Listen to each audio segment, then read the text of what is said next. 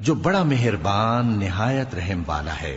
الف لام را، یہ کتاب روشن کی آیتیں ہیں۔ ہم نے اس قرآن کو عربی میں نازل کیا ہے تاکہ تم لوگ سمجھ سکو۔ اے پیغمبر، ہم اس قرآن کے ذریعے سے جو ہم نے تمہاری طرف بھیجا ہے تمہیں ایک نہایت اچھا قصہ سناتے ہیں، اور تم اس سے پہلے بے خبر تھے۔ جب یوسف نے اپنے والد سے کہا کہ ابا، میں نے خواب میں 11 ستاروں اور سورج اور چاند کو دیکھا ہے، دیکھتا کیا ہوں کہ وہ مجھے سجدہ کر رہی ہیں۔ انہوں نے کہا کہ بیٹا، اپنے خواب کا ذکر اپنے بھائیوں سے نہ کرنا، نہیں تو وہ تمہارے حق میں کوئی چال چلیں گے۔ کچھ شک نہیں کہ شیطان انسان کا کھلا دشمن ہے، اور اسی طرح اللہ تمہیں برگزیدہ و ممتاز کرے گا اور خواب کی باتوں کی تعبیر کا علم سکھائے گا، اور جس طرح اس نے اپنی نعمت پہلے تمہارے دادا پر دادا ابراہیم اور اسحاق پر پوری کی تھی، اسی طرح تم پر اور اولاد یعقوب پر پوری کرے گا۔ بے شک تمہارا پروردگار سب کچھ جاننے والا ہے، حکمت والا ہے۔ ہاں، یوسف اور ان کے بھائیوں کے قصے میں پوچھنے والوں کے لیے بہت سی نشانیاں ہیں۔ جب انہوں نے آپس میں تذکرہ کیا کہ یوسف اور اس کا بھائی ابا کو ہم سے زیادہ پیارے ہیں، حالانکہ ہم جماعت کی جماعت ہیں، کچھ شک نہیں کہ ابا کھلی غلطی پر ہیں۔ یوسف کو یا تو جان سے مار ڈالو یا کسی ملک میں پھینک آؤ، پھر ابا کی توجہ صرف تمہاری طرف ہو جائے گی، اور اس کے بعد تم نیک لوگوں میں ہو جاؤ گے۔ ان میں سے ایک کہنے والے نے کہا کہ یوسف کو جان سے نہ مارو، کسی اندھے کنویں میں ڈال دو کہ کوئی راہگیر اسے نکال کر کسی دوسرے ملک میں لے جائے گا۔ اگر تم کو کرنا ہی ہے تو یوں کرو۔ یہ مشورہ کر کے وہ اپنے والد سے کہنے لگے کہ ابا جان، کیا سبب ہے کہ آپ یوسف کے بارے میں ہمارا اعتبار نہیں کرتے، حالانکہ ہم اس کے خیر خواہ ہیں؟ کل اسے ہمارے ساتھ بھیج دیجئے کہ خوب میوے کھائے اور کھیلے کودے، ہم اس کے نگہبان ہیں۔ انہوں نے کہا کہ یہ امر مجھے غمناک کیے دیتا ہے کہ تم اسے لے جاؤ، یعنی وہ مجھ سے جدا ہو جائے، اور مجھے یہ بھی خوف ہے کہ تم کھیل میں اس سے غافل ہو جاؤ اور اسے بھیڑیا کھا جائے۔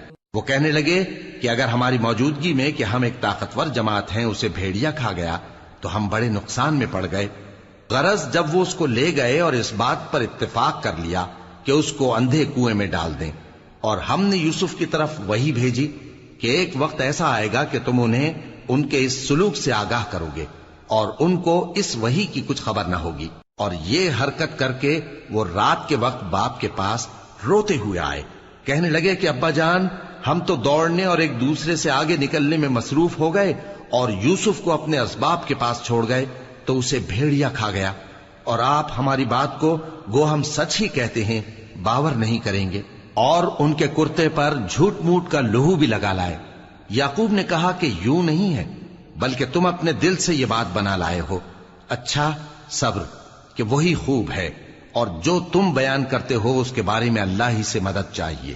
اور اب اللہ کی شان دیکھو کہ اس کنویں کے قریب ایک قافلہ آوارد ہوا اور انہوں نے پانی کے لیے اپنا سقا بھیجا، تو اس نے کنویں میں ڈول لٹکایا، یوسف اس سے لٹک گئے۔ وہ بولا، زہے قسمت، یہ تو ایک لڑکا ہے، اور اس کو قیمتی سرمایہ سمجھ کر چھپا لیا۔ اور جو کچھ وہ کرتے تھے اللہ کو خوب معلوم تھا، اور انہوں نے اس کو تھوڑی سی قیمت یعنی مادود چند درہموں پر بیچ ڈالا، اور وہ اس سے بیزار ہو رہے تھے۔ اور مصر میں جس شخص نے اس کو خریدا، اس نے اپنی بیوی سے جس کا نام زلیخا تھا کہا کہ اس کو عزت و اکرام سے رکھو، عجب نہیں کہ یہ ہمیں فائدہ دے یا ہم اسے بیٹا بنا لیں۔ اس طرح ہم نے یوسف کو سرزمین مصر میں جگہ دی، اور غرض یہ تھی کہ ہم ان کو خواب کی باتوں کی تعبیر سکھائیں، اور اللہ اپنے کام پر غالب ہے، لیکن اکثر لوگ نہیں جانتے۔ اور جب وہ اپنی جوانی کو پہنچے تو ہم نے ان کو دانائی اور علم عطا کیا، اور نیکوکاروں کو ہم اسی طرح بدلہ دیا کرتے ہیں۔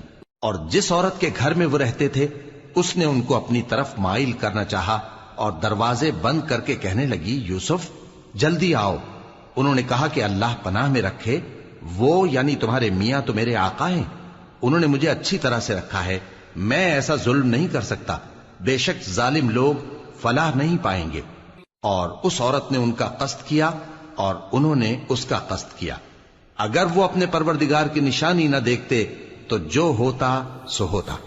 یوں اس لیے کیا گیا کہ ہم ان سے برائی اور بے حیائی کو روک دیں، بے شک وہ ہمارے چنے ہوئے بندوں میں سے تھے۔ اور دونوں دروازے کی طرف بھاگے، آگے یوسف پیچھے زلیخا، اور عورت نے ان کا کرتا پیچھے سے پکڑ کر جو کھینچا تو پھاڑ ڈالا، اور دونوں کو دروازے کے پاس عورت کا خاوند مل گیا۔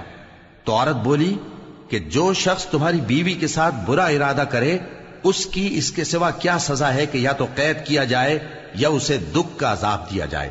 یوسف نے کہا اسی نے مجھ کو اپنی طرف مائل کرنا چاہا تھا، اور اس کے خاندان میں سے ایک گواہ نے گواہی دی کہ اگر اس کا کرتا آگے سے پھٹا ہو تو یہ سچی اور یوسف جھوٹا ہے، اور اگر کرتا پیچھے سے پھٹا ہو تو یہ جھوٹی اور وہ سچا ہے۔ سو جب اس کا کرتا دیکھا تو پیچھے سے پھٹا تھا، تب اس نے زلیخا سے کہا کہ یہ تمہارا ہی فریب ہے، اور کچھ شک نہیں کہ تم عورتوں کے فریب بڑے بھاری ہوتے ہیں۔ یوسف اس بات کا خیال نہ کر، اور زلیخا تو اپنے گناہ کی بخشش مانگ، بے شک خطا تیری ہی ہے۔ اور شہر میں عورتیں گفتگویں کرنے لگیں کہ عزیز کی بیوی اپنے غلام کو اپنی طرف مائل کرنا چاہتی ہے، اور اس کی محبت اس کے دل میں گھر کر گئی ہے، ہم دیکھتی ہیں کہ وہ کھلی گمراہی